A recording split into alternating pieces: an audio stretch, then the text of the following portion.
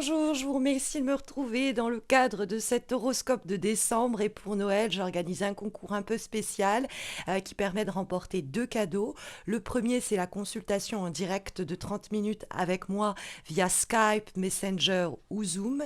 Et le deuxième cadeau, c'est le tirage de votre choix sur mon site missmojorising.com, un tirage d'une durée de 30 minutes. Donc, pour participer, il vous suffit bien, de vous abonner à ma chaîne YouTube. Votre participation ne sera prise en compte qu'à cette condition. Il vous faut liker la vidéo de cet horoscope et puis surtout laisser en commentaire, troisième étape, ce que vous voulez remporter. Est-ce que c'est le tirage de 30 minutes sur mon site ou est-ce que c'est la consultation en direct de 30 minutes? Vous avez le droit à une participation par horoscope, c'est-à-dire donc 12 tentatives si vous le souhaitez, puisqu'il y a 12 taroscopes ce mois-ci. Et le résultat du concours, il vous sera communiqué pour Noël, le 24. Voilà, je vous réserve aussi une petite surprise à cette période-là, vous verrez. On va se recentrer maintenant sur les énergies de décembre et les guidances qui vous sont délivrées à ce sujet.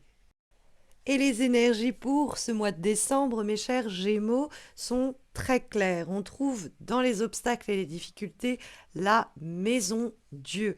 Dans cette carte, vous voyez qu'elle est représentée, il y a des sacs, des affaires, c'est un peu tout ce qui est consumérisme, matérialisme, et puis tout ça prend feu. Et donc c'est l'idée de faire brûler, dissiper, disparaître tout ce qui est superficiel, tout ce qui n'est donc pas authentique.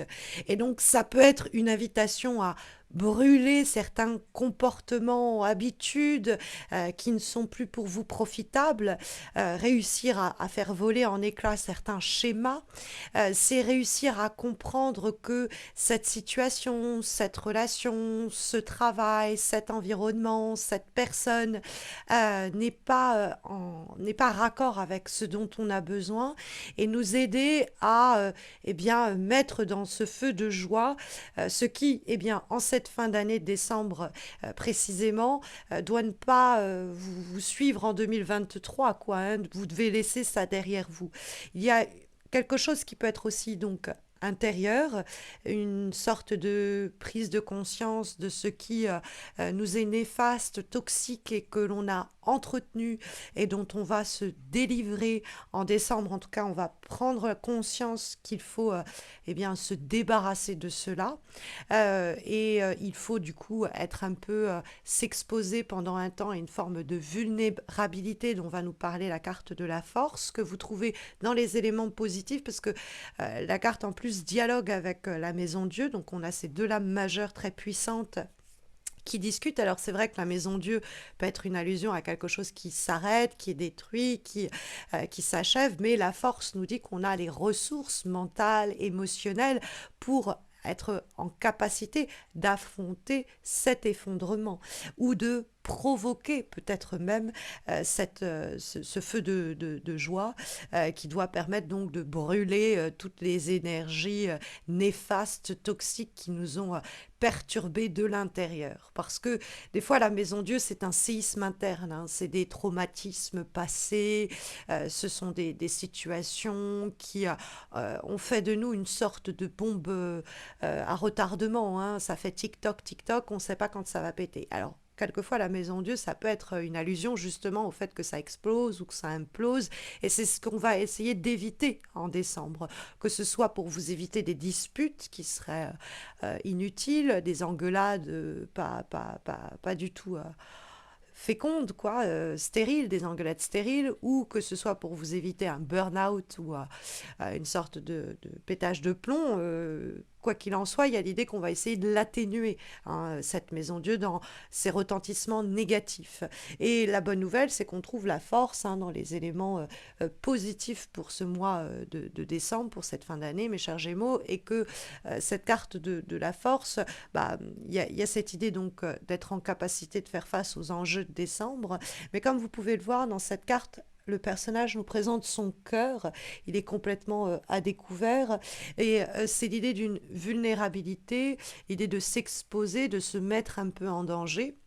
Donc ça peut être à titre personnel, c'est-à-dire que on le verra avec le valet d'épée, avoir une réflexion un peu différente sur ce qu'on a vécu, sur ce que l'on est en train de traverser, du fait qu'on va un peu baisser sa garde et essayer de voir quelles sont nos faiblesses, quelles sont nos responsabilités dans cette situation pour faire voler en éclats, détruire ce qui n'est plus bon pour nous. Mais donc il faut reconnaître ses faiblesses, il faut avoir cette capacité-là.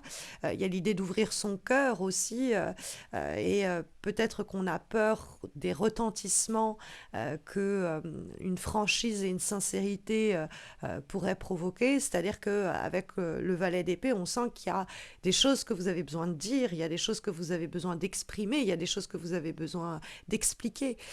Et ça, il faut trouver la force en soi parce que ça peut, la manière dont ça va être reçu, provoquer des déboires ou nous impacter au niveau de l'ego, au niveau du cœur.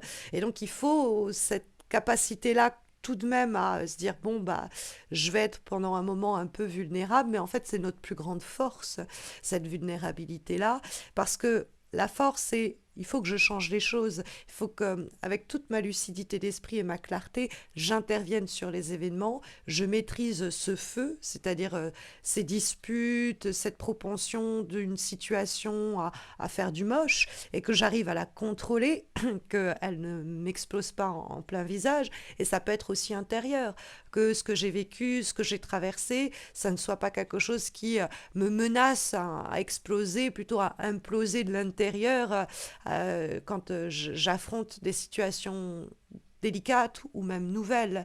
Hein, parce qu'il y a effectivement, avec le valet d'épée, une sorte de jeunesse de l'esprit. C'est-à-dire que on revisite le passé, on repense les choses, mais pour les aborder avec une vision nouvelle. C'est aussi une manière différente de s'exprimer, de vouloir clarifier une situation. Et ce valet d'épée, ça peut être une nouvelle idée qui surgit, une nouvelle façon de voir les choses ou d'aborder une situation. Alors peut-être on fait l'acquisition d'une information nouvelle qui nous permet d'aborder les choses un peu différemment. Mais ce valet d'épée, bon, on est toujours dans la sphère du mental et de la communication. Donc, c'est-à-dire qu'il y a cette capacité à appréhender les choses de façon un peu différente et aussi cette capacité à s'exprimer, à dialoguer auprès des personnes concernées à cet égard. Et ça apporte un renouveau. Hein. Donc, le valet d'épée, il est porteur et il nous amène au 7 de bâton qui est votre capacité à vous affirmer. Alors, c'est la capacité à affirmer ce que l'on veut, mais ce que l'on pense aussi. Le 7 de bâton, c'est d'abord, il faut comprendre quelles sont nos fragilités et quelles sont nos forces dans cette situation donnée pour pouvoir eh bien, se défendre là où il y a besoin de se protéger, mais également bon, se mettre à nu là où on sait que c'est nécessaire. Parce qu'il y a toujours une part un peu de notre responsabilité dans les difficultés que l'on rencontre, non pas parce qu'on les provoque, mais la façon dont on y réagit. Et donc vous avez une capacité d'adoucir ou d'apaiser les choses en attendrissant peut-être votre approche aussi de la situation, hein, en évitant de faire monter la tension ou en évitant de vous focaliser sur ce qui vous a fait du mal, en essayant un petit peu, avec le valet d'épée, d'aborder les choses avec un regard neuf, tout en vous affirmant. Le but, c'est pas de se courber pour éviter les conflits ou essayer de refouler ce qui ne va pas. Le 7 de bâton, il reste bon à passer à l'action. C'est un mois, le mois de décembre, où vous pourrez enfin passer à l'action après le travail mené ici, euh, tout en vous protégeant et en vous affirmant. Il y a de l'assertivité dans cette carte du 7 de bâton.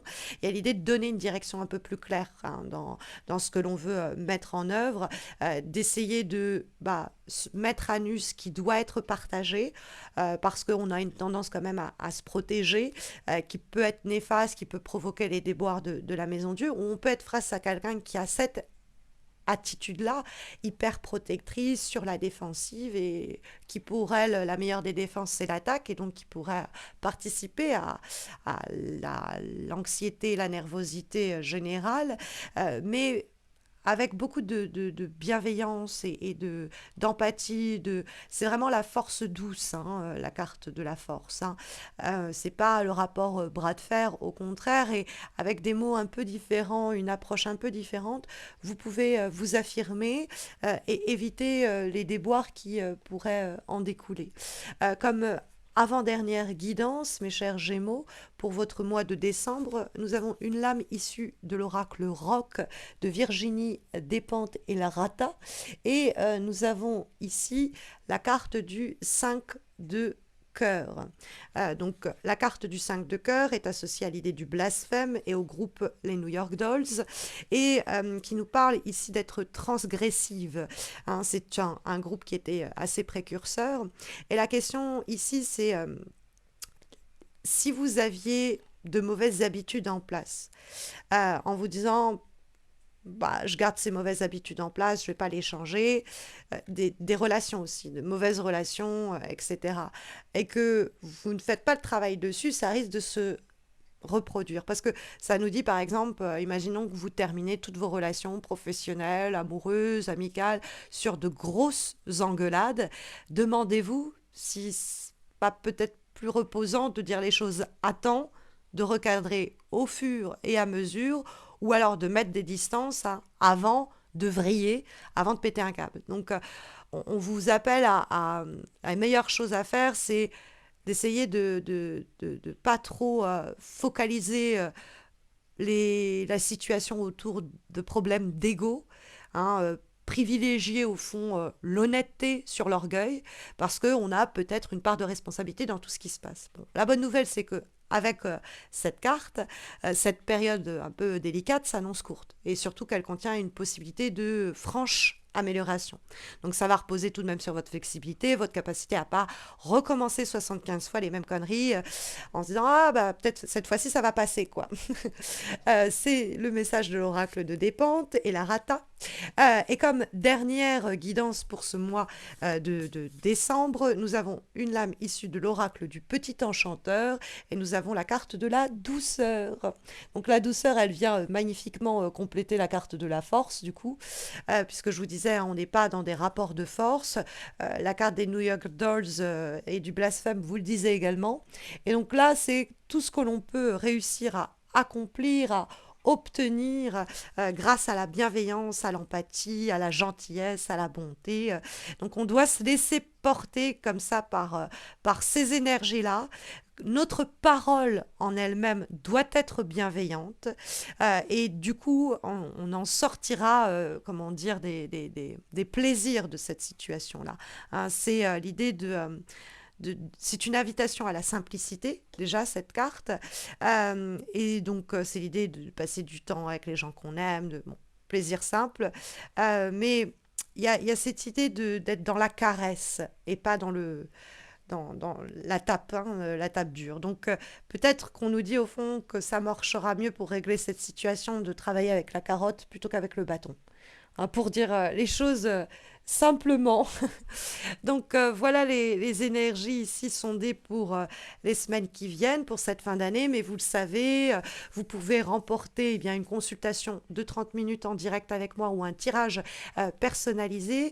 Vous trouverez les modalités du concours en début de vidéo, mais sinon en descriptif de cette vidéo. D'ailleurs, vous y trouverez aussi les liens de mes pages Insta et Facebook. Je vous invite à m'y retrouver puisque je présente chaque semaine des guidances intuitives.